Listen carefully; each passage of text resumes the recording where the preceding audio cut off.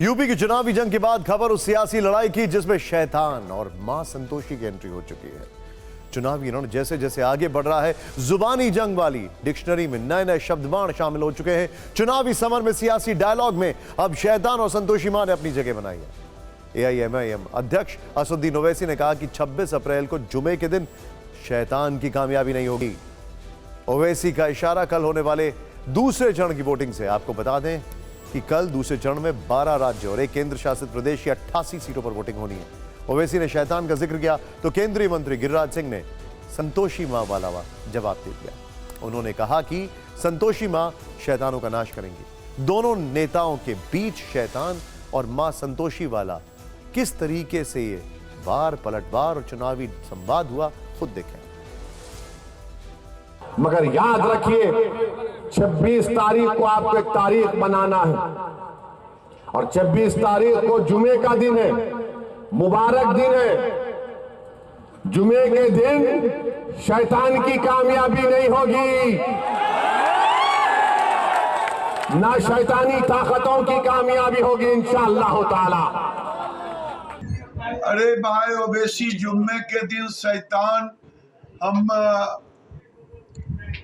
संतोषी माता सारे शैतान को डब्बा में बंद कर लेंगे, चिंता मत करें। केंद्रीय मंत्री गिरिराज सिंह ने शैतानों का नाश करने वाली जिन संतोषी मां का जिक्र किया, क्या आप उनके बारे में जानते हैं?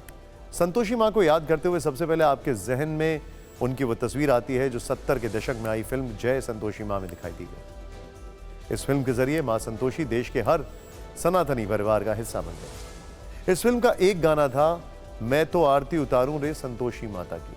ये गाना इतना मशहूर हुआ कि आगे चलकर इस गाने को मंदिरों में संतोषी माता की आरती के रूप में भी इस्तेमाल किया जाने लगा। कहा जाता है कि उस जमाने में जो लोग फिल्म देखने जाते थे वो श्रद्धा भाव में अपने जूते चप्पल सिनेमा घरों के बाहर ही उतार देते थे, अंदर फिल्म पर्दे की तरफ फूल उचारते थे। फिल्म के अलावा मां संतोषी को लेकर कुछ प्रचलित मान्यताएं भी हैं। उनके मुताबिक माता संतोषी भगवान गणेश की पुत्री हैं। भगवान गणेश ने अपनी विशेष शक्तियों से दिव्य ज्योति उत्पन्न की। इस ज्योति ने कन्या का रूप धारण कर लिया। इसके बाद गणेश जी की पुत्री का जन्म हुआ जिसे संतोषी नाम दिया गया। माता संतोषी का अधिक विवरण पुराणों में नहीं मिलता। सनातन धर्म में शुक्रवार को संतोषी मां का दिन माना जाता है। इस दिन कुछ लोग व्रत करते हैं और कई नियमों का पालन करते हैं। बिहार में शैतान और संतोषी मां पर सियासी लड़ाई छिड़ी तो ओडिशा में लुंगी बनाम धोती पर नई बहस छिड़ गई। ये बहस उस वक्त शुरू हुई जब ओडिशा के सीएम नवीन पटनायक का एक वीडियो सामने आया। इस वीडियो में नवीन पटनायक लाल लुंगी और सफेद टी शर्ट पहने दिख रहे हैं। वीडियो संदेश के माध्यम से लोकसभा और विधानसभा चुनाव दोनों के लिए अपनी पार्टी के चुनाव चिन्ह शंख पर मतदान की अपील कर रहे हैं। वीडियो को लेकर बीजेपी ने मुख्यमंत्री पटनायक को कटघरे में खड़ा कर दिया है। ओडिशा की संस्कृति को धोती से जोड़ा और सीएम के लुंगी पहनने पर सवाल उठा दिया। जोड़ी शंख एमएलए पाई एमपी पाई आपण माने आशीर्वाद करंतु। धन्यवाद। सीएम नवीन पटनायक का वीडियो सामने आते ही ओडिशा की राजनीति में धोती और लुंगी वाली सियासी जंग ट्रेंड करने लगी। बीजेपी ने धोती को ओडिशा की संस्कृति से जोड़ते हुए मुख्यमंत्री पर हमला किया तो बीजेडी ने लुंगी की खासियत बताते हुए इसे संबलपुर के बुनकरों से जोड़ दिया। सीएम का वीडियो विधानसभा और लोकसभा चुनाव में मतदान की अपील के लिए था, लेकिन वीडियो ने राजनीति का नया रंग ले लिया। संबलपुर सीट से बीजेपी उम्मीदवार और केंद्रीय मंत्री धर्मेंद्र प्रधान ने पटनायक के पहनावे को मुद्दा बना दिया। लुंगी पिंधिक प्रचार आरंभ कर सचेतन तो आमर कोन संस्कृति की परंपरा धोती पिंधितिले भला ही था। इसके बाद बीजेडी के दो प्रवक्ताओं ने लुंगी पहनकर मीडिया को संबोधित किया।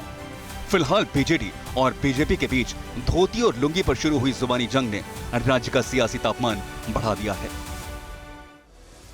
जैसे जैसे चुनावी जंग आगे बढ़ रही है वैसे वैसे उसमें नई नई जुबानी शब्दावली शामिल हो रही है।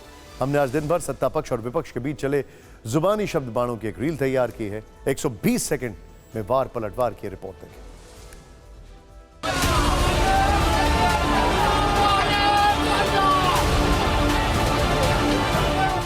अब जैसे ही मैंने ये देश के एक्सरे की बात की, वो नरेंद्र मोदी कांपने लग गया। जैसे ही मैंने उसकी आदत है, जैसे उसको डर लगता है ना वो झूठ बोलना शुरू कर देता है। जैसे ही उसको डर लगता है वो कभी पाकिस्तान की बात करेगा, कभी चाइना की बात करेगा। तो एक के बाद एक झूठ बोल रहा है, मगर इस बार नहीं निकल पाएगा। भारत माता की कांग्रेस के शहजादे अब आजकल वो जरा इतने चिंतित है कि आए दिन उनको मोदी का अपमान करने में मजा आता है। बहुत सारे लोग चिंता जताते हैं कि भाई ये भाषा अच्छी नहीं है, ऐसी भाषा देश के प्रधानमंत्री के लिए बोलना ठीक नहीं है। आपको पता है वे नामदार है, हम तो कामदार है, और नामदार तो कामदार को सदियों से ऐसे ही गाली गलौज करते आए हुए हैं, ऐसे ही ठोकर मारते आए हुए। खबर आ रहा कि वो बहुत सारा बैग उठा के लाए हैं, जहाँ चुनाव रहा वहाँ बांट चेक करवा ले। आरोप सत्य है, झूठ नहीं बोल रहे।